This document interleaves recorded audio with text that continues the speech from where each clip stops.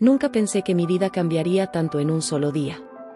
Vivíamos en Valencia, en una casa modesta pero acogedora cerca del mercado central, donde el aroma de las naranjas frescas y el pan recién horneado llegaba hasta nuestra ventana cada mañana. Mi vida con Andrés había sido como un sueño durante los últimos 8 años. Nos conocimos en la universidad, cuando él estudiaba arquitectura y yo cursaba mi carrera de administración. Fue un flechazo instantáneo, de esos que solo ves en las películas románticas. Teníamos 3 hijos hermosos: Miguel, de 7 años, con los mismos ojos marrones de su padre; Luna, de 5, que había heredado mi cabello rizado y negro; y el pequeño Carlos, de 3 años, que era una perfecta mezcla de los dos. Y ahora, esperaba a nuestro cuarto bebé. Estaba de 5 meses cuando todo se derrumbó. Mi hermana Carmen siempre había sido la favorita de la familia. La más joven, la más guapa, la más mimada. Con sus 19 años recién cumplidos, había decidido tomarse un año sabático antes de empezar la universidad y pasaba mucho tiempo en nuestra casa, ayudándome con los niños. Al principio, me parecía un regalo del cielo. Con el embarazo, cada vez me costaba más mantener el ritmo de la casa, y Carmen se había convertido en mi mano derecha. Andrés trabajaba en un estudio de arquitectura en el centro de la ciudad. Últimamente llegaba tarde a casa, siempre con la excusa de nuevos proyectos importantes. Yo le creía, ¿por qué no habría de hacerlo? Teníamos una hipoteca que pagar y 3 bocas que alimentar, pronto serían 4. El trabajo extra significaba más seguridad para nuestra familia, o eso pensaba yo. Aquel día de julio, el calor era sofocante en Valencia. Los niños estaban en el colegio, y yo había decidido echarme una siesta después de preparar la comida. Me desperté con el sonido de voces que venían desde la cocina. La puerta de mi habitación estaba entreabierta, y pude escuchar claramente la conversación entre Andrés y Carmen. No era mi intención espiar, pero algo en el tono de sus voces me mantuvo inmóvil, conteniendo la respiración. «No podemos seguir así, Carmen», escuché decir a Andrés en un susurro tenso. «Esta situación me está matando. Cada vez que la veo con su barriga creciendo, me siento como un monstruo». «¿Y qué quieres que hagamos?», la voz de Carmen temblaba. «Es mi hermana, Andrés. Está embarazada de tu hijo. Estoy cansado de ti y de estos niños». Las palabras de Andrés me golpearon como un puñetazo en el estómago. «Me voy a escapar con otra mujer». Hubo un silencio, y luego añadió: «Contigo». El mundo se detuvo en ese instante. Mi corazón latía tan fuerte que temía que pudieran escucharlo desde la cocina. Las náuseas del embarazo se mezclaron con la angustia, y tuve que cubrirme la boca para no vomitar allí mismo. «¿Y los niños?», preguntó Carmen, su voz apenas audible. «María es una buena madre. Ellos estarán bien con ella», respondió Andrés con una frialdad que nunca le había conocido. «Además, no es como si fuera a desaparecer completamente. Les mandaré dinero, me ocuparé de ellos a distancia». Me quedé allí, paralizada, mientras escuchaba cómo planeaban destruir mi vida. Mi marido y mi hermana, las 2 personas en las que más confiaba, conspirando a mis espaldas. Las lágrimas corrían silenciosamente por mis mejillas mientras recordaba todos los momentos que habíamos compartido como familia. Pensé en las navidades en casa de mis padres, con Carmen jugando con los niños mientras Andrés y yo preparábamos la cena. En los domingos de paella en la playa de la Malvarrosa, donde Carmen siempre nos acompañaba con su cámara de fotos, capturando momentos que ahora se teñían de un color amargo. ¿Cuánto tiempo llevaba esta traición gestándose bajo mis propias narices? Esa noche, cuando los niños se fueron a dormir, enfrenté a Andrés. No mencioné la conversación que había escuchado, quería darle la oportunidad de ser honesto conmigo. Nos sentamos en el sofá del salón, ese que habíamos elegido juntos cuando nos mudamos a esta casa, y le pregunté si era feliz con nuestra vida. Me miró directamente a los ojos, y por primera vez en 8 años de matrimonio, vi a un extraño. «No», respondió simplemente. «Ya no te amo, María. Y estos niños, me están ahogando. Necesito ser libre». Libre para estar con Carmen, las palabras salieron de mi boca antes de que pudiera detenerlas. No negó nada. Se quedó en silencio por un momento que pareció eterno, y luego dijo: «Nos vamos mañana. Ya tenemos los billetes comprados. Nos vamos a Barcelona». El mundo se me vino encima. Barcelona. La ciudad donde siempre habíamos soñado vivir juntos algún día. Ahora se llevaría ese sueño con mi hermana, mientras yo me quedaba aquí, con el corazón roto y un bebé en camino. ¿Cómo pudiste?, susurré, mi voz quebrándose. ¿Cómo pudieron hacerme esto los dos? Las cosas simplemente sucedieron, respondió, como si estuviera hablando del tiempo. No lo planeamos. Nos enamoramos. Quise gritar, quise golpearlo, quise despertar de esta pesadilla. Pero me quedé allí, sentada, una mano sobre mi vientre donde crecía nuestro cuarto hijo, un hijo que ya no tendría padre. Los días siguientes fueron un borrón de lágrimas y explicaciones imposibles. ¿Cómo le dices a unos niños que su padre se ha ido con su tía? ¿Cómo les explicas que el amor a veces se convierte en traición? Miguel, el mayor, fue el primero en entender que algo terrible había pasado. Luna lloraba preguntando por su papá cada noche, y el pequeño Carlos simplemente se volvió más callado, como si intuyera que su mundo ya no sería el mismo. Mis padres estaban destrozados.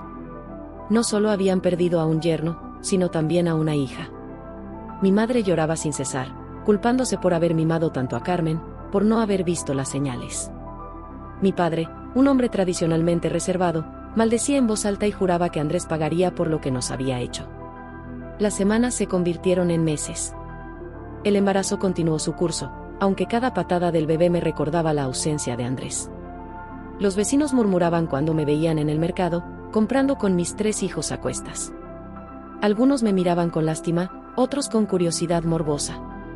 Valencia, mi querida ciudad, se había convertido en un escenario de mi humillación. Decidí mantener mi rutina por los niños. Los llevaba al colegio cada mañana, preparaba sus comidas favoritas, los ayudaba con los deberes. Por las noches, cuando por fin se dormían, me permitía llorar en silencio, ahogando mis sollozos en la almohada para que no me escucharan. El dolor físico del embarazo se mezclaba con el dolor emocional de la traición. Las náuseas matutinas se confundían con las arcadas que me provocaba recordar las mentiras de Andrés. Los antojos nocturnos se mezclaban con el insomnio causado por la ansiedad. Mi cuerpo y mi alma parecían estar en una batalla constante. A veces, en mis momentos más oscuros, me preguntaba si debería haber visto las señales. Las llegadas tarde de Andrés, las miradas cómplices entre él y Carmen, las excusas cada vez más elaboradas para pasar tiempo juntos. Pero la verdad es que nunca sospeché. Confié ciegamente en el amor de mi esposo y en la lealtad de mi hermana. Los meses pasaron, y mi vientre creció junto con mi soledad. Cuando llegó el momento del parto, fue mi madre quien me acompañó al hospital. Andrés ni siquiera llamó para preguntar por su hijo. Nuestra pequeña Ana nació una madrugada de noviembre, hermosa y perfecta, ajena al drama que rodeaba su llegada al mundo. Mientras sostenía a mi bebé por primera vez, mirando sus pequeños dedos y su carita arrugada, me juré que mis hijos nunca sentirían la ausencia de amor en sus vidas. Yo sería suficiente. Tendría que serlo. El primer año fue el más duro. Cada fecha especial era un recordatorio de nuestra familia rota. La primera Navidad sin Andrés, el primer cumpleaños de los niños sin su padre, el primer día del padre en el colegio. Cada momento era una nueva herida que teníamos que aprender a sobrellevar. Los niños reaccionaron de diferentes maneras. Miguel se volvió más protector conmigo y sus hermanos, asumiendo un rol que no le correspondía a su edad. Luna desarrolló problemas para dormir, tenía pesadillas frecuentes donde llamaba a su padre entre lágrimas. Carlos se volvió más apegado a mí, como si temiera que yo también pudiera desaparecer un día. Y Ana, mi pequeña Ana, crecía sin conocer el rostro de su padre más que en fotografías. La ausencia de Carmen era otro tipo de dolor. Había sido mi confidente, mi mejor amiga además de mi hermana. Ahora, su nombre se había convertido en un tabú en nuestra familia. Mis padres quitaron todas sus fotos de la casa, como si intentaran borrar su existencia de nuestras vidas. Los primeros rayos del sol entraban por la ventana de mi habitación en Valencia mientras intentaba conciliar el sueño. Otra noche en vela, pensando en todo lo que había cambiado en tan poco tiempo. El reloj marcaba las 5 de la mañana, y en unas horas tendría que levantarme para preparar el desayuno de los niños. La vida seguía, aunque mi corazón estuviera roto en 1000 pedazos. Las primeras semanas después de que Andrés y Carmen se fueron un verdadero infierno. Cada rincón de la casa me recordaba a ellos. El sillón donde Andrés solía leer el periódico los domingos, la cocina donde Carmen me ayudaba a preparar las magdalenas que tanto les gustaban a los niños, incluso el pequeño jardín donde celebrábamos los cumpleaños familiares. Todo estaba impregnado de recuerdos que ahora dolían como heridas abiertas. Mi rutina se había convertido en mi única ancla a la realidad. Me levantaba temprano, preparaba los desayunos, vestía a los niños, los llevaba al colegio Cervantes, donde Miguel y Luna estudiaban, y a la guardería Els Pollets para Carlos. Ana, mi pequeña, me acompañaba a todas partes en su cochecito. Era demasiado pequeña para entender lo que pasaba, y tal vez eso era una bendición. Las mañanas en el mercado del Cabanyal se convirtieron en mi escape. Mientras compraba las verduras para la semana, conversaba con doña Pilar, la verdulera que llevaba toda la vida en el mismo puesto. Ella había pasado por algo similar 20 años atrás, y sus palabras de aliento me ayudaban a seguir adelante. «Eres más fuerte de lo que crees, María», me decía mientras me regalaba unos tomates extra para el gazpacho. El dinero comenzó a ser un problema serio. Aunque Andrés enviaba una pensión mensual, apenas alcanzaba para cubrir los gastos básicos. La hipoteca del piso, las facturas, la comida, la ropa de los niños, todo se acumulaba mes tras mes. Fue entonces cuando decidí que necesitaba hacer algo más que simplemente sobrevivir. Siempre me había gustado la repostería. En los tiempos felices, preparaba tartas para los cumpleaños de los niños y galletas para las fiestas del colegio. Mis vecinas siempre me pedían que les preparara dulces para sus eventos familiares. ¿Por qué no convertir esa pasión en un medio de vida? La idea comenzó a tomar forma en mi mente durante esas largas noches de insomnio. Con los ahorros que me quedaban y un pequeño préstamo que mi padre insistió en darme, alquilé un pequeño local en la calle Blasco Ibáñez. Era un espacio modesto, pero con encanto, con grandes ventanales que dejaban entrar la luz natural. Lo pinté de color melocotón suave, instalé algunos estantes y vitrinas de segunda mano, y Dulces María comenzó a tomar forma. Los primeros meses fueron durísimos. Me levantaba a las 4 de la mañana para preparar las masas antes de despertar a los niños. Miguel, que ya tenía 8 años, se convirtió en mi pequeño ayudante. Me ayudaba a vestir a sus hermanos mientras yo terminaba de hornear las primeras tandas de pasteles. Luna, con sus 6 años, insistía en ayudar a decorar los cupcakes los fines de semana. Incluso el pequeño Carlos, que apenas tenía 4 años, se sentaba tranquilamente en un rincón de la pastelería con sus juguetes mientras yo atendía a los clientes. Poco a poco, el negocio comenzó a crecer. Los vecinos del barrio empezaron a conocer mis dulces, y el boca a boca hizo el resto. Mis tartas de zanahoria se hicieron famosas en la zona, y pronto empecé a recibir encargos para bodas y eventos. Era agotador, pero por primera vez en mucho tiempo, sentía que tenía el control de mi vida. Mi madre se ocupaba de los niños algunas tardes, permitiéndome concentrarme en los pedidos más grandes. Fue durante uno de esos días cuando recibí mi primer encargo importante, la tarta de boda para la hija del dueño del restaurante más conocido del barrio. Era una oportunidad que no podía desperdiciar. El éxito de ese encargo me abrió muchas puertas. Pronto necesité ayuda adicional, y contraté a Rosa, una jubilada del barrio que había trabajado toda su vida en una panadería. Su experiencia fue invaluable, y se convirtió en mucho más que una empleada. Era mi confidente, mi apoyo, y una abuela adoptiva para mis hijos. Mientras el negocio crecía, mis heridas emocionales comenzaban a cicatrizar lentamente. Ya no me despertaba llorando cada noche, aunque el dolor seguía ahí, más sordo, más profundo. Los niños también empezaban a adaptarse a su nueva realidad. Miguel destacaba en el colegio, especialmente en matemáticas, y sus profesores no dejaban de elogiar su madurez y responsabilidad. Luna había comenzado clases de ballet en el conservatorio municipal, y verla bailar me llenaba el corazón de alegría. Carlos, aunque seguía siendo más callado que otros niños de su edad, había hecho buenos amigos en la guardería. La pequeña Ana crecía sana y feliz, ajena a todo el drama que había rodeado su nacimiento. A veces, cuando la miraba dormir en su cuna, me preguntaba si algún día tendría que explicarle por qué su padre no estaba en nuestras vidas. Pero ese era un puente que cruzaría cuando llegara el momento. Las fiestas y celebraciones seguían siendo momentos difíciles. La primera falla sin Andrés fue especialmente dura. Los petardos y la música festiva no conseguían alegrar mi corazón como antes. Pero por los niños, aprendí a sonreír y a crear nuevas tradiciones. En lugar de ir a la plaza del ayuntamiento a ver la mascleta, como hacíamos antes, empezamos a hacer nuestras propias celebraciones en casa. Preparábamos buñuelos de calabaza, veíamos los fuegos artificiales desde nuestra terraza, y creamos nuestros propios rituales familiares. El primer año se convirtió en 2, y luego en 3. La rutina diaria se había convertido en algo reconfortante. Me levantaba temprano, preparaba los dulces del día, llevaba a los niños al colegio, trabajaba en la pastelería, recogía a los pequeños, ayudaba con los deberes, preparaba la cena, los acostaba, y finalmente tenía un momento para mí misma. En esos momentos de soledad, a veces pensaba en Andrés y Carmen, preguntándome si eran felices con su decisión, si alguna vez se arrepentían de lo que nos habían hecho. Las noticias sobre ellos llegaban de vez en cuando, a través de conocidos comunes o redes sociales que intentaba evitar pero que a veces me traicionaban con actualizaciones no deseadas. Vivían en Barcelona, como habían planeado. Andrés había conseguido trabajo en un estudio de arquitectura importante, ¿y Carmen? Carmen había comenzado la universidad, estudiando diseño de interiores. Cada vez que escuchaba algo sobre ellos, sentía una punzada en el pecho, pero ya no era el dolor desgarrador de antes. Era más como un eco lejano de lo que una vez fue. Mi padre, que al principio había querido tomar acciones legales contra Andrés por abandono de hogar, finalmente había aceptado mi decisión de manejar las cosas de manera pacífica. Lo importante es que los niños estén bien, le decía yo, aunque en el fondo sabía que también era una forma de protegerme a mí misma de más dolor y drama.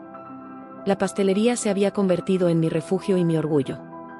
Había conseguido contratar a 2 personas más además de Rosa, Lucía, una joven estudiante de hostelería que trabajaba a medio tiempo, y Jorge, un panadero con años de experiencia que me ayudaba con la producción temprano en la mañana. Entre todos formábamos un pequeño equipo que funcionaba como una familia. Los fines de semana eran especialmente ocupados en la pastelería. Los sábados por la mañana, el local se llenaba de familias que venían a comprar dulces para el fin de semana. Los niños presionaban sus narices contra el cristal de la vitrina, señalando los pasteles coloridos y las galletas decoradas. Era en esos momentos cuando más orgullosa me sentía de lo que había conseguido construir de las cenizas de mi vida anterior. Una tarde de domingo, mientras cerraba la pastelería, Miguel me ayudaba a limpiar las vitrinas cuando me hizo una pregunta que me dejó sin aliento. «Mamá, ¿crees que papá alguna vez volverá?» Me senté con él en una de las mesitas del local, buscando las palabras adecuadas. «Cariño», le dije, «a veces las personas toman decisiones que no podemos entender. Tu padre eligió un camino diferente, pero eso no significa que no te quiera. Lo importante es que nos tenemos los unos a los otros». «Pero yo no necesito que vuelva», continuó Miguel, sorprendiéndome. «Solo preguntaba por qué Luna sigue esperándolo. Yo sé que estamos mejor así, contigo». Sus palabras me llenaron los ojos de lágrimas. Mi pequeño se había convertido en un niño tan maduro, tan comprensivo. Lo abracé fuerte, agradeciendo silenciosamente su fortaleza. La vida siguió su curso, y poco a poco, fuimos construyendo una nueva normalidad. Los cumpleaños se celebraban en la pastelería, rodeados de amigos y dulces. Los domingos por la tarde íbamos al Parque del Turia, donde los niños podían jugar mientras yo conversaba con otras madres que se habían convertido en buenas amigas. Habíamos creado nuestra propia red de apoyo, nuestra propia versión de felicidad. Las noches de insomnio se fueron haciendo más escasas. Ya no me despertaba sobresaltada buscando el calor de Andrés en la cama. Los espacios vacíos de la casa se habían llenado con nuevos recuerdos, nuevas risas, nuevas historias. Las fotografías donde aparecían Andrés y Carmen habían sido guardadas en una caja en el altillo, no por rencor, sino por sanidad mental. El negocio continuaba prosperando.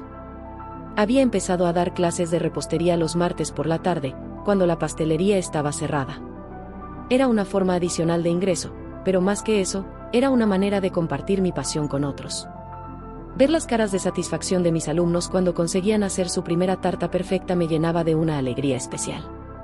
5 años después de que Andrés se fuera, me di cuenta de que hacía semanas que no pensaba en él. La herida había cicatrizado, dejando una marca que siempre estaría ahí, pero que ya no dolía como antes. Mis hijos estaban creciendo fuertes y felices, mi negocio iba bien, y yo había aprendido a ser feliz de nuevo. Una mañana de primavera, mientras decoraba una tarta de boda en la pastelería, me sorprendí tarareando una canción. Era una melodía alegre, y mi reflejo en el cristal de la vitrina me devolvió la imagen de una mujer sonriente, segura de sí misma. Ya no era la misma persona que se había quedado paralizada escuchando aquella conversación en la cocina años atrás. Era más fuerte, más sabia, más completa. Era una tarde tranquila de octubre en Valencia. El otoño había llegado con una suavidad típica del Mediterráneo, y las calles comenzaban a llenarse con el aroma de castañas asadas en las esquinas. Acababa de terminar un pedido especial en la pastelería, una tarta de 3 pisos para una boda que se celebraría el fin de semana en el Palacio de la Exposición. Estaba limpiando los últimos restos de crema de la mesa de trabajo cuando mi teléfono vibró. Al principio, ni siquiera miré el mensaje. Estaba acostumbrada a recibir notificaciones de pedidos y consultas de clientes a todas horas. Pero cuando finalmente me senté en mi pequeña oficina al fondo de la pastelería y desbloqueé la pantalla, mi corazón dio un vuelco. El mensaje era de Isabel, mi ex-suegra, la madre de Andrés. María, necesito hablar contigo urgentemente. Por favor, contáctame cuando puedas. Es importante. Me quedé mirando la pantalla durante varios minutos, incapaz de procesar lo que estaba viendo. En los últimos 10 años, desde que Andrés se fue con Carmen, no había tenido ningún contacto con Isabel. La última vez que la vi fue en el bautizo de Ana, al que asistió brevemente, incómoda y distante, como si no supiera qué papel jugar en aquella situación imposible. Rosa, mi empleada de confianza, me encontró así, paralizada frente al teléfono. ¿Todo bien, María?, preguntó con esa intuición que dan los años. Le mostré el mensaje, y ella se sentó a mi lado, poniendo una mano reconfortante sobre mi hombro.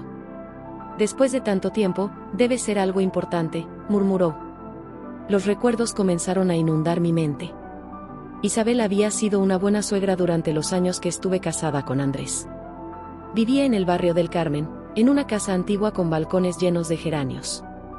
Los domingos solíamos ir a comer a su casa, donde preparaba una paella que hacía las delicias de los niños. Siempre fue cariñosa con mis hijos, sus nietos, aunque después de la partida de Andrés, se fue distanciando gradualmente, como si la vergüenza por las acciones de su hijo la hubiera alejado de nosotros. Miguel, que ahora tenía 17 años y ayudaba en la pastelería los fines de semana, entró en la oficina con una bandeja de magdalenas recién horneadas. Al ver mi expresión, dejó la bandeja y se acercó preocupado. ¿Qué pasa, mamá? Le mostré el mensaje. Su rostro se ensombreció levemente. Miguel apenas recordaba a su abuela paterna, pero las pocas memorias que tenía eran agridulces, mezcladas con el dolor del abandono de su padre. ¿Vas a responderle?, preguntó con una madurez que a veces me sorprendía. No lo sé, respondí honestamente. ¿Han pasado tantos años? Luna, que ahora tenía 15 años y estaba en su etapa más rebelde, entró en ese momento. Venía directamente de sus clases de baile en el conservatorio, con el moño deshecho y las mejillas sonrojadas. Al enterarse del mensaje, su reacción fue inmediata. ¿Para qué quiere hablar contigo ahora? ¿Dónde ha estado todos estos años? Carlos, con sus 13 años, era el más callado de todos. Estaba sentado en un rincón de la pastelería haciendo sus deberes cuando se unió a la conversación. Apenas recordaba a su abuela, era demasiado pequeño cuando todo sucedió. Y Ana, mi pequeña Ana de 10 años, ni siquiera la conocía realmente. Pasé el resto de la tarde debatiéndome entre responder o ignorar el mensaje. Por un lado, una parte de mí quería dejar el pasado donde estaba, enterrado bajo años de esfuerzo y recuperación. Por otro lado, la curiosidad y quizás un resquicio de afecto por la mujer que, una vez consideré una segunda madre, me empujaban a responder. Esa noche, después de cerrar la pastelería y acostar a los niños, me senté en el pequeño balcón de mi piso en la calle Ruzafa. El sonido de la ciudad nocturna me arrullaba mientras miraba el mensaje una y otra vez. Las farolas iluminaban las copas de los naranjos que bordeaban la calle, y el aire todavía conservaba el calor del día. Pensé en todo lo que había pasado en estos 10 años. En cómo había construido una nueva vida desde cero, en cómo mis hijos habían crecido sin su padre, en cómo la pastelería se había convertido en nuestro sustento y nuestro refugio. ¿Valía la pena arriesgar la paz que tanto nos había costado conseguir? Finalmente, cerca de la medianoche, decidí llamarla. El teléfono sonó 3 veces antes de que una voz familiar, aunque más débil de lo que recordaba, respondiera al otro lado de la línea. ¿María? ¿Eres tú? La voz de Isabel temblaba ligeramente. Sonaba mayor, cansada, muy diferente a la mujer enérgica que recordaba. Sí, Isabel. Recibí tu mensaje. Hubo un silencio largo, incómodo, lleno de palabras no dichas y años de distancia. Gracias por llamar, dijo finalmente. No sabía si lo harías. Yo, estoy enferma, María. Los médicos dicen que no me queda mucho tiempo. Su confesión me golpeó como una ola fría. A pesar de todo lo que había pasado, a pesar del dolor y la distancia, sentí una punzada de tristeza en el pecho. Lo siento mucho, Isabel, respondí sinceramente. Hay cosas que necesito decirte, continuó. Cosas que deberías saber. ¿Podrías venir a verme? Me quedé en silencio por un momento, pensando en todas las implicaciones de esa visita. ¿Qué podría ser tan importante después de tanto tiempo? ¿Los niños, cómo están?, preguntó con voz temblorosa. Miguel debe ser todo un hombre ya. Están bien, respondí, sintiendo una mezcla de orgullo y protección. Miguel tiene 17 años, está en su último año de instituto. Luna está en el conservatorio de danza, Carlos es un excelente estudiante, y Ana es una niña maravillosa. La escuché sollozar suavemente al otro lado de la línea. ¿Me he perdido tanto? Sé que no tengo derecho a pedirte nada, María, pero necesito verte. Hay cosas que debes saber, cosas sobre Andrés y Carmen.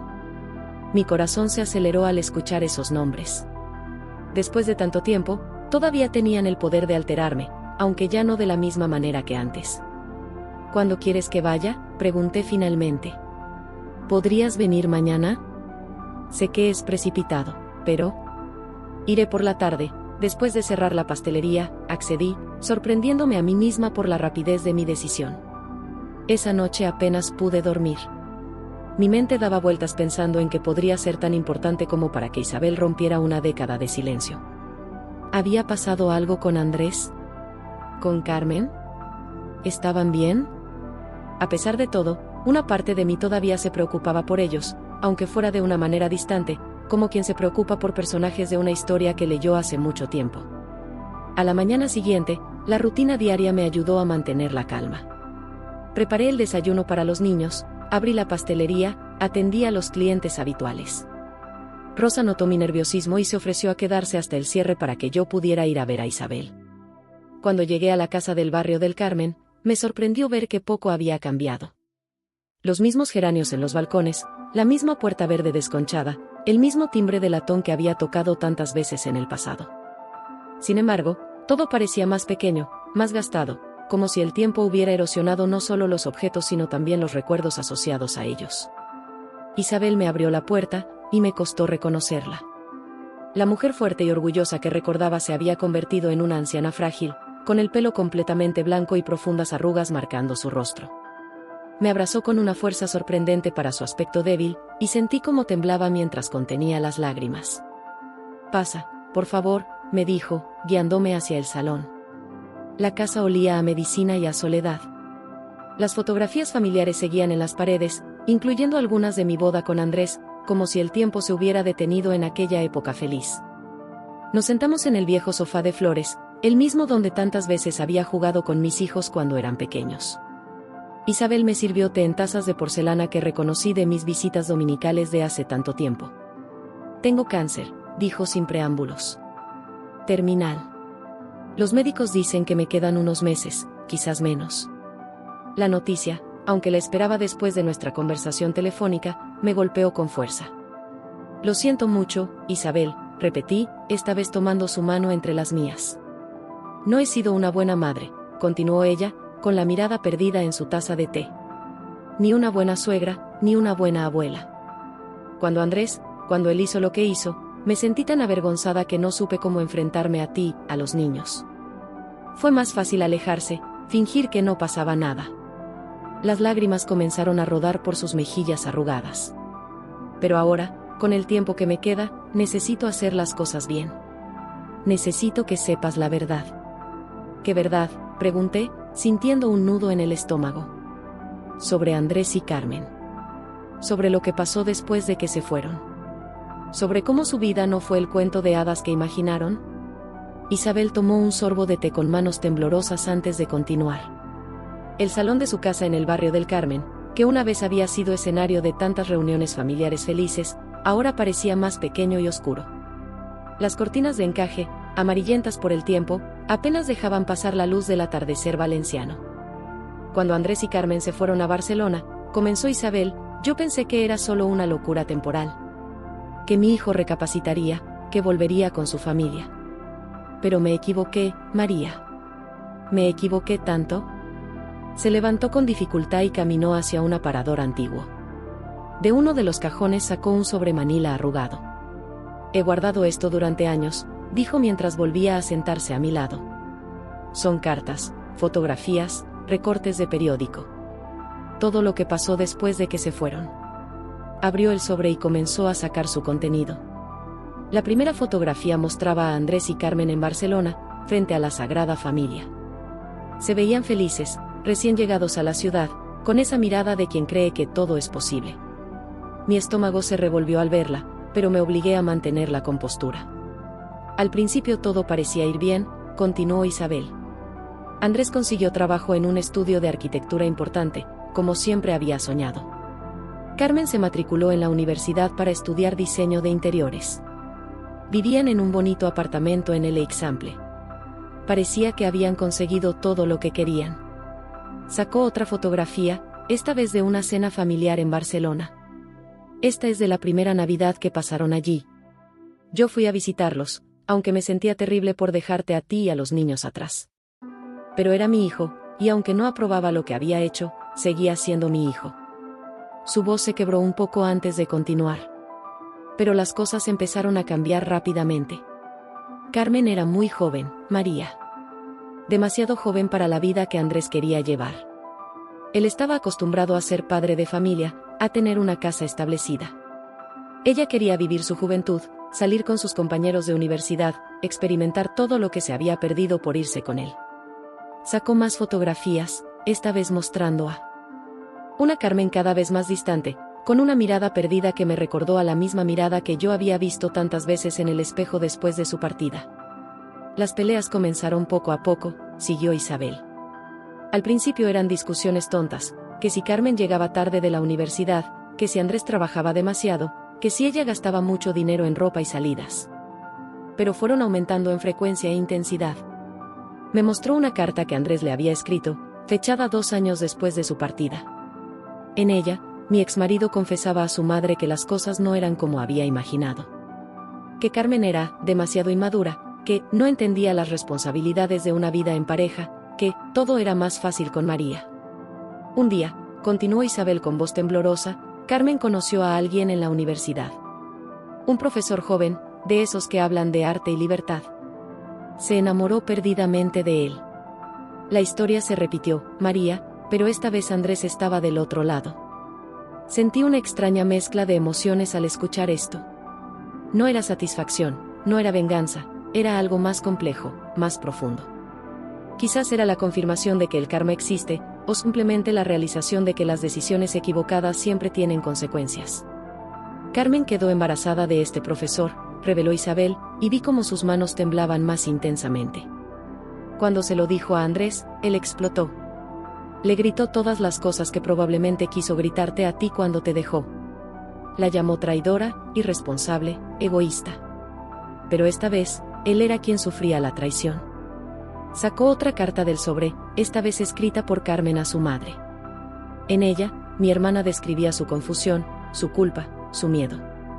Hablaba de cómo se sentía atrapada en una vida que había elegido demasiado joven, cómo extrañaba a su familia, cómo se arrepentía de las decisiones que había tomado. El profesor desapareció en cuanto supo del embarazo, continuó Isabel. Carmen se quedó sola, destruida, sin saber qué hacer. Andrés, por supuesto, la echó del apartamento. La historia que habían construido juntos se desmoronó tan rápido como había comenzado. Me mostró más fotografías, Carmen, con el vientre ya visible, sentada sola en un banco del parque de la Ciutadella, Andrés, demacrado y con ojeras, en su oficina del estudio de arquitectura, recortes de periódico sobre el profesor, que había sido despedido de la universidad por conducta inapropiada con estudiantes. Carmen perdió el bebé en el 5º mes de embarazo, dijo Isabel, y su voz se quebró completamente. Fue terrible. Estaba sola en su pequeño apartamento alquilado cuando sucedió. La encontró una vecina que escuchó sus gritos. Yo volé a Barcelona en cuanto me enteré, pero cuando llegué, ya era tarde. Me quedé en silencio, procesando toda esta información. Pensé en Carmen, mi hermana pequeña, la que siempre había sido la favorita de la familia, enfrentándose sola a una pérdida tan devastadora. Después de eso, Carmen cayó en una profunda depresión, continuó Isabel. Se encerró en sí misma, dejó la universidad, apenas salía de casa. Intenté que volviera a Valencia conmigo, pero se negó. Decía que no podía enfrentar a la familia, que no merecía nuestro perdón. ¿Y Andrés?, pregunté, sorprendiéndome a mí misma por la preocupación que todavía sentía por él. Andrés, él también se perdió, respondió Isabel. Comenzó a beber, a trabajar demasiado. Perdió su trabajo en el estudio de arquitectura por llegar tarde y cometer errores. Se mudó a un pequeño estudio en las afueras de Barcelona, apenas mantenía contacto con nadie. Sacó una última fotografía del sobre. Era reciente, mostraba a Andrés sentado en un banco del parque, irreconocible para mí. Su pelo había encanecido completamente, había engordado, y sus ojos, antes tan brillantes y seguros, mostraban una profunda tristeza. Ha intentado rehacer su vida varias veces, dijo Isabel. Ha tenido algunas relaciones, pero ninguna ha funcionado. Siempre encuentra alguna razón para sabotearlas. Creo que en el fondo, nunca se perdonó por lo que te hizo a ti y a los niños. Me quedé mirando la fotografía, tratando de reconciliar esta imagen con el hombre que había sido mi esposo, el padre de mis hijos, el que nos había abandonado por un sueño que resultó ser una pesadilla. ¿Por qué me cuentas todo esto ahora, Isabel?, pregunté finalmente. Porque estoy muriendo, María, respondió con una calma sorprendente. Y antes de irme, necesitaba que supieras que la vida no fue fácil para ellos. No porque quiera que sientas lástima o satisfacción, sino porque creo que mereces saber que el universo tiene su propia forma de hacer justicia. Se levantó nuevamente y caminó hacia una pequeña caja fuerte escondida detrás de un cuadro. La abrió con manos temblorosas y sacó un sobre. También quiero que sepas que he cambiado mi testamento, dijo mientras volvía a sentarse. He dejado una parte importante de mi herencia a tus hijos, mis nietos. Sé que no compensa los años de ausencia, pero quiero asegurarme de que tengan un futuro seguro. Isabel, no es necesario, comencé a decir, pero ella me interrumpió. Sí, lo es. He fallado como madre, como suegra y como abuela. Este es mi intento de hacer las cosas bien, aunque sea al final. Nos quedamos en silencio por un momento, el peso de todas estas revelaciones flotando en el aire entre nosotras. El sol se había puesto completamente, y las sombras en la habitación se habían alargado. Carmen está en tratamiento psicológico ahora, continuó Isabel después de un rato.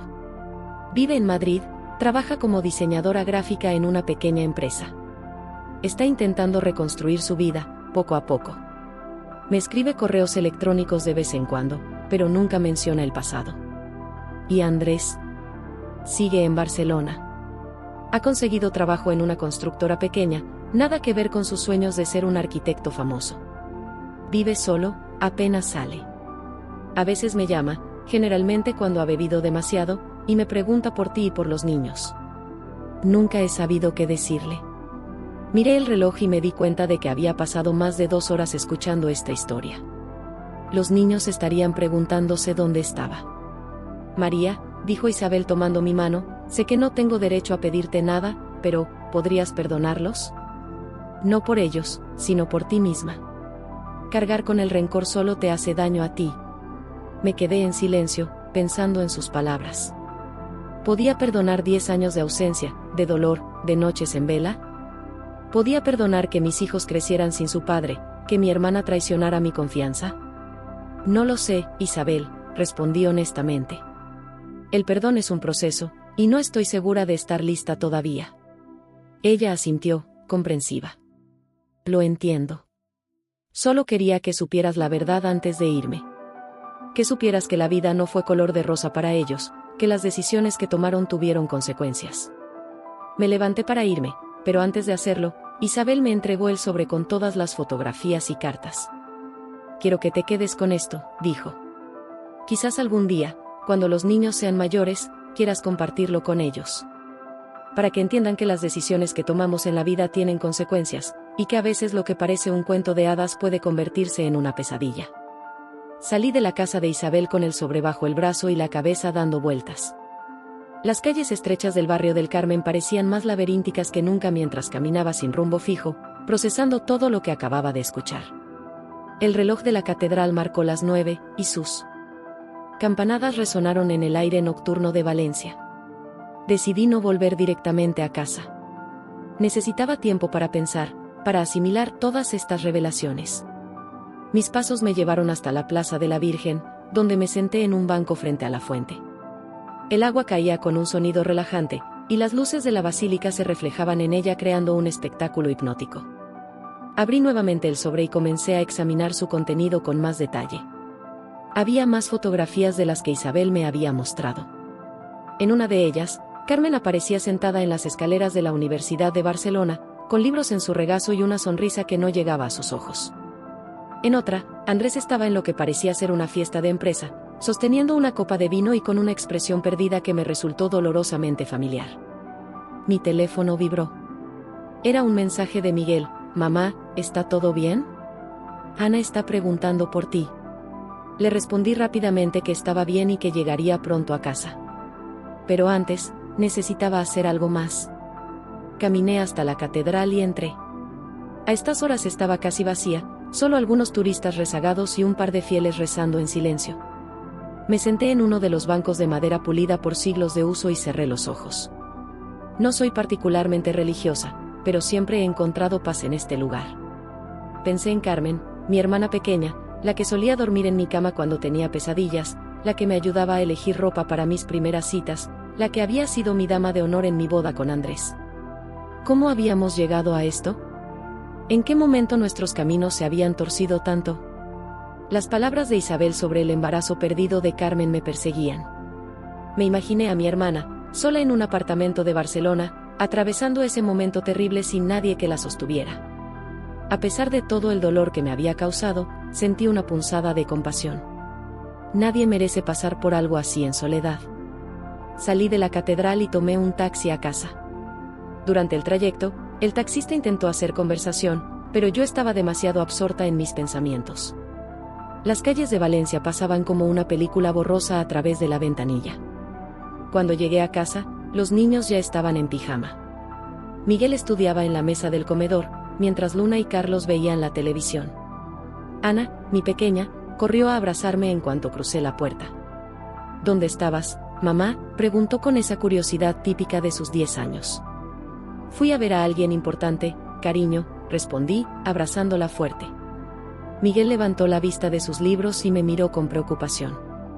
Siempre ha sido el más perceptivo de mis hijos, el que mejor lee mis estados de ánimo. Se levantó y vino hacia mí. ¿Era ella, verdad?, preguntó en voz baja. La abuela Isabel. Asentí. Los otros niños se acercaron, curiosos por la conversación. Luna, con su característica franqueza adolescente, fue directa al grano: ¿qué quería? Los miré a todos, estos 4 seres maravillosos que habían crecido sin su padre, que habían aprendido a ser fuertes a pesar de las circunstancias. Merecían saber la verdad, o al menos parte de ella. Vamos a sentarnos, dije, dirigiéndome al sofá. Hay algunas cosas que necesito contarles. Durante la siguiente hora, les conté una versión suavizada de lo que Isabel me había revelado. Les hablé de cómo su padre y su tía Carmen no habían encontrado la felicidad que buscaban, de cómo las decisiones equivocadas pueden tener consecuencias duraderas.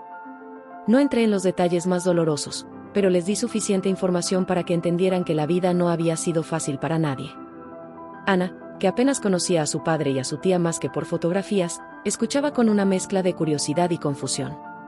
Carlos permaneció en silencio, como siempre, pero pude ver que procesaba cada palabra. Luna, mi rebelde quinceañera, alternaba entre la rabia y la tristeza. Y Miguel, mi ancla, mi apoyo, escuchaba con una madurez que me hacía sentir orgullosa y triste al mismo tiempo. ¿La abuela está muy enferma?, preguntó Carlos después de un largo silencio. Sí, respondí. Tiene cáncer. Los médicos dicen que no le queda mucho tiempo. ¿Podemos ir a verla?, preguntó Ana, sorprendiéndonos a todos. Me quedé sin palabras por un momento. No había considerado esa posibilidad, pero la inocencia de Ana me hizo ver las cosas desde otra perspectiva. ¿No merecían mis hijos la oportunidad de conocer a su abuela antes de que fuera demasiado tarde? Si quieren, podemos ir este fin de semana, respondí finalmente. Luna se levantó de golpe. Yo no quiero ir, dijo con firmeza. No quiero conocer a alguien que nos abandonó igual que papá. Luna, dije suavemente, a veces las cosas no son tan simples como parecen. La abuela Isabel cometió errores, pero está intentando arreglarlos antes de... No pude terminar la frase, pero todos entendieron. Luna se sentó nuevamente, cruzando los brazos sobre el pecho, pero pude ver que sus ojos se habían humedecido. Esa noche, después de acostar a los niños, me senté en la cocina con una taza de té. El sobre que Isabel me había dado estaba sobre la mesa, y finalmente me permití examinar su contenido completamente. Había más cartas de las que había visto inicialmente. Cartas de Andrés a su madre, llenas de arrepentimiento y autodestrucción. Cartas de Carmen, que mostraban su descenso a la depresión después de perder el bebé. Fotografías que documentaban el deterioro de ambos a lo largo de los años. Una carta en particular llamó mi atención. Estaba fechada 3 años después de que se fueran, y era de Andrés: querida mamá, hoy vi a una mujer en la calle que se parecía a María. Por un momento, mi corazón se detuvo. Llevaba de la mano a un niño pequeño, y por un segundo terrible pensé que era Carlos, que de alguna manera María se había mudado a Barcelona y yo me la había encontrado por casualidad. Pero no eran ellos, por supuesto.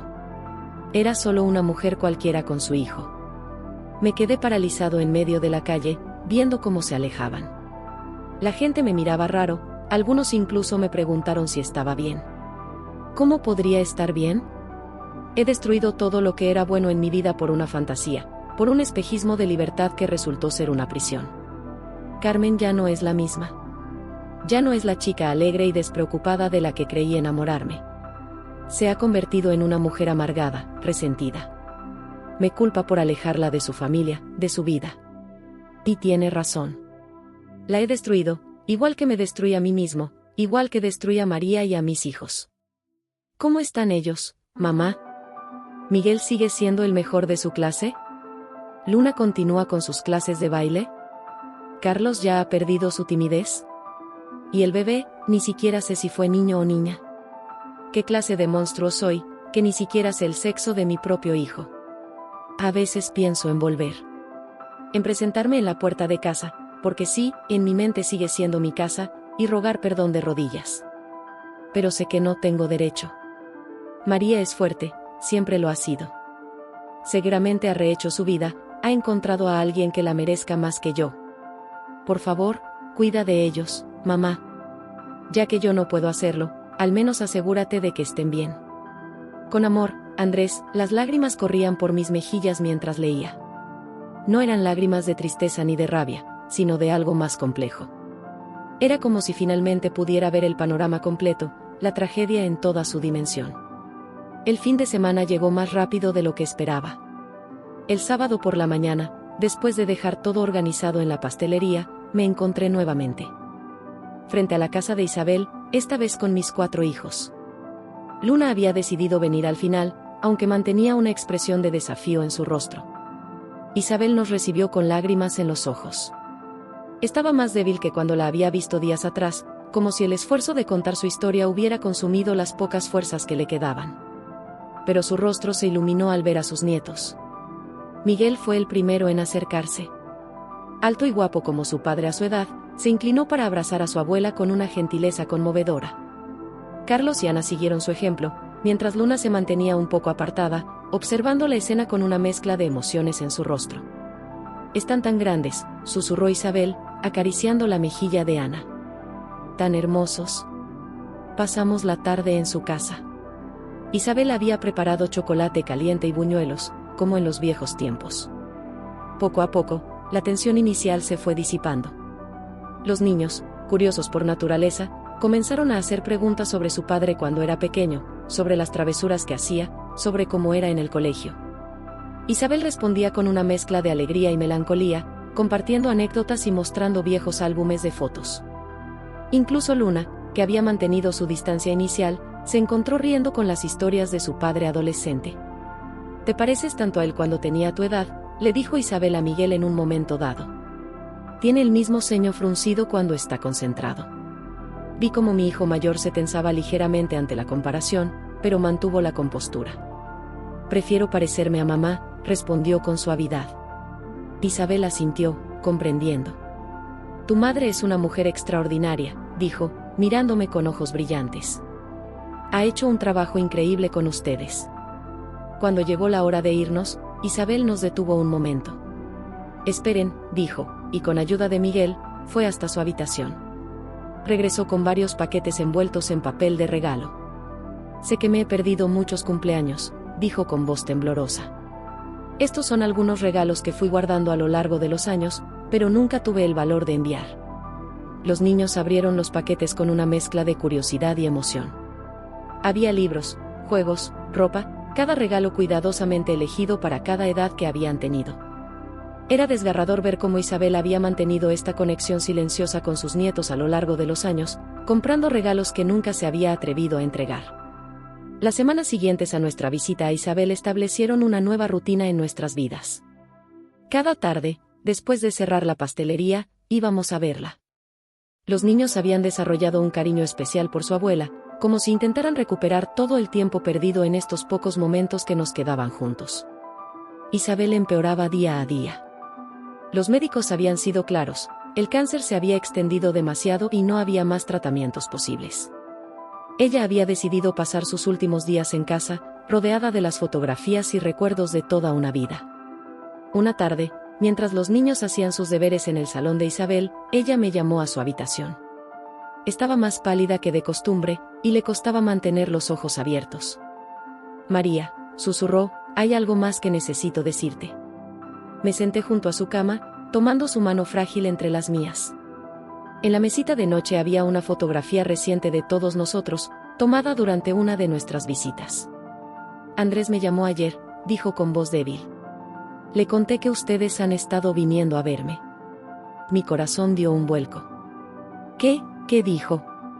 Quiere venir a Valencia, respondió Isabel. Quiere verme antes de que sea demasiado tarde.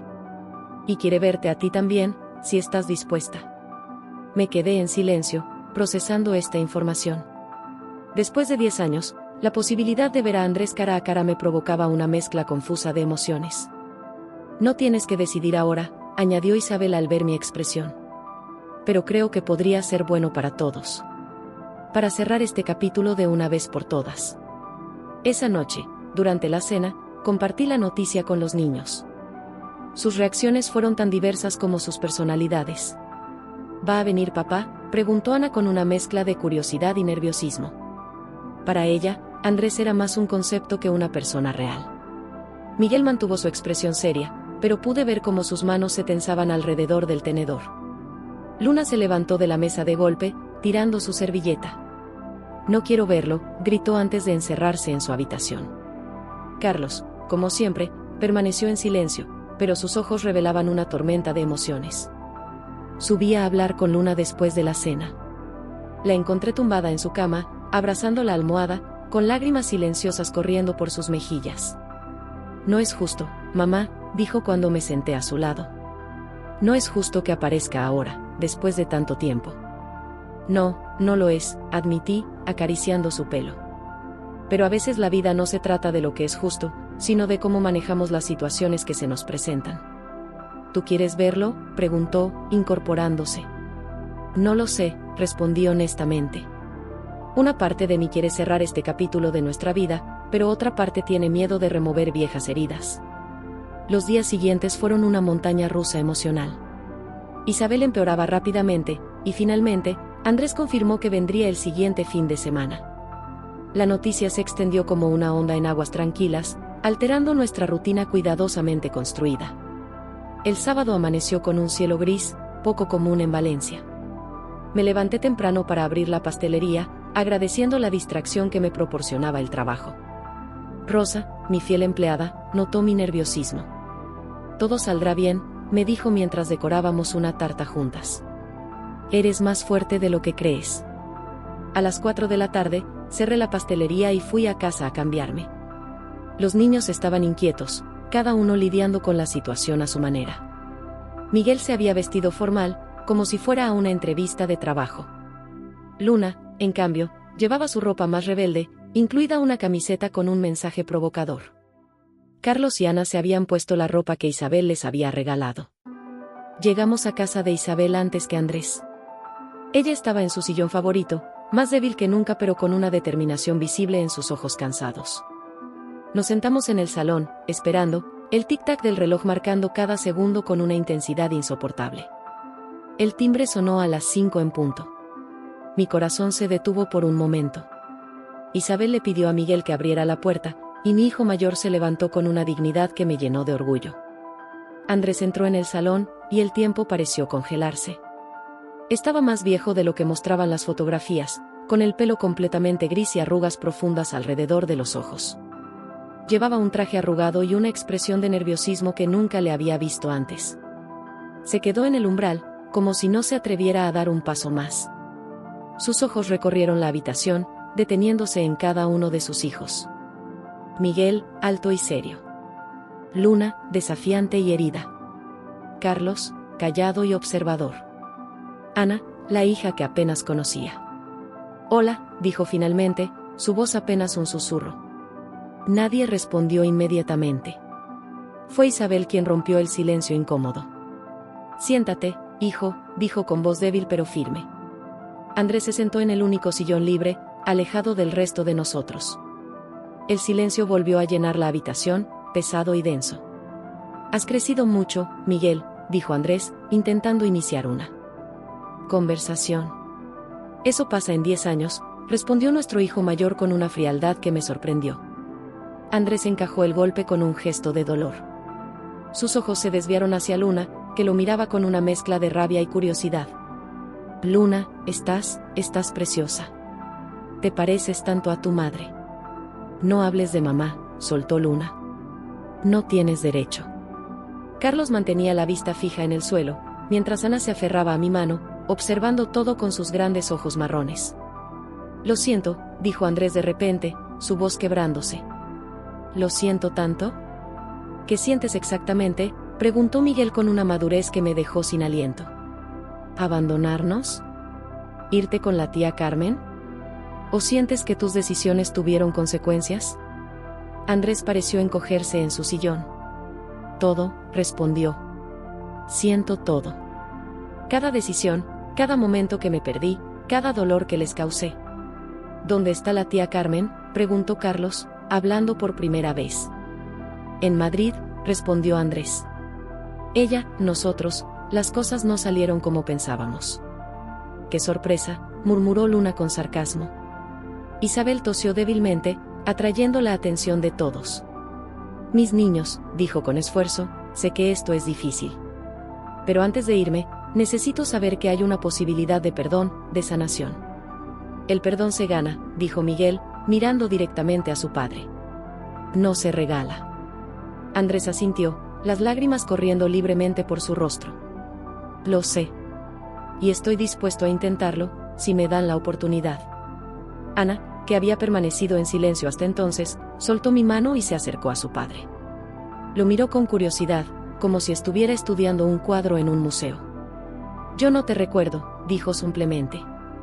«Solo te conozco por fotos». Andrés sollozó abiertamente ante estas palabras. «Lo sé, mi amor. Y ese será el mayor arrepentimiento de mi vida». La tarde avanzó lentamente. Poco a poco, la tensión inicial fue cediendo a una especie de melancolía compartida. Andrés nos contó sobre su vida en Barcelona, sin intentar justificarse, solo compartiendo los hechos. Nos habló de su trabajo actual, de su pequeño apartamento, de sus noches solitarias. Los niños, cada uno a su manera, comenzaron a hacer preguntas. Preguntas difíciles, dolorosas, necesarias. Andrés respondió a todas con una honestidad que me sorprendió. Isabel observaba todo desde su sillón, cada vez más cansada pero con una pequeña sonrisa en los labios. En un momento dado, me pidió que la ayudara a ir a su habitación para descansar. «¿Está siendo demasiado para ti?», le pregunté mientras la ayudaba a acostarse. «Al contrario», respondió. «Es exactamente lo que necesitaba ver antes de irme. Hay esperanza, María. Aunque sea una pequeña». Cuando volví al salón, encontré a Andrés mostrándoles fotos en su teléfono a los niños. Eran fotos de su trabajo, de los edificios que había ayudado a construir. «¿Todavía dibujas?», le preguntó Carlos, recordando cómo su padre solía hacer bocetos en cualquier papel que encontrara. «Sí», respondió Andrés, sacando un pequeño cuaderno de su chaqueta. Es lo único que me ha mantenido cuerdo todos estos años. Luna, que se había mantenido distante, se acercó para mirar los dibujos. Entre ellos había varios retratos, los niños tal como él los recordaba, yo en nuestra época feliz, Isabel en sus días buenos. También tengo fotos de Carmen, dijo cautelosamente. Si quieren verlas. Los niños intercambiaron miradas. Fue Miguel quien respondió, quizás otro día. Cuando llegó la hora de marcharse, Andrés se levantó con dificultad, como si el peso de todos estos años lo hubiera aplastado. ¿Puedo volver a verlos?, preguntó con voz temblorosa. Miré a mis hijos, dejando que fueran ellos quienes decidieran. Podemos vernos en la pastelería, sugirió Miguel después de un momento. Es un lugar neutral. Andrés asintió, agradecido por esta pequeña concesión. Se despidió de cada uno de los niños, respetando la distancia que ellos marcaban. Cuando llegó mi turno, nos miramos a los ojos por primera vez en 10 años. Gracias, dijo simplemente. Por ser la madre que yo no supe ser padre. Isabel falleció 3 días después, tranquila en su cama, sosteniendo la mano de su hijo. Nos llamaron temprano en la mañana, y fuimos todos al funeral. Fue una ceremonia sencilla, en la misma iglesia donde Andrés y yo nos habíamos casado tantos años atrás. Durante el servicio, observé a mis hijos, sentados junto a su padre. Había una distancia física entre ellos, pero ya no era una distancia insalvable. Era el espacio necesario para comenzar a construir algo nuevo, algo diferente. Después del funeral, Andrés nos preguntó si podíamos tomar un café juntos. Fuimos a la pastelería, que estaba cerrada ese día. Mientras preparaba el café, lo vi observar las fotos en las paredes, los niños creciendo, los momentos felices que se había perdido, la vida que había seguido sin él. He estado pensando en mudarme de vuelta a Valencia, dijo mientras servía las tazas. No para interferir en sus vidas, sino para estar cerca. Para intentar recuperar algo de lo que perdí, si me lo permiten. Los niños se miraron entre sí, una conversación silenciosa pasando entre ellos. Paso a paso, dijo Miguel finalmente. Un día a la vez.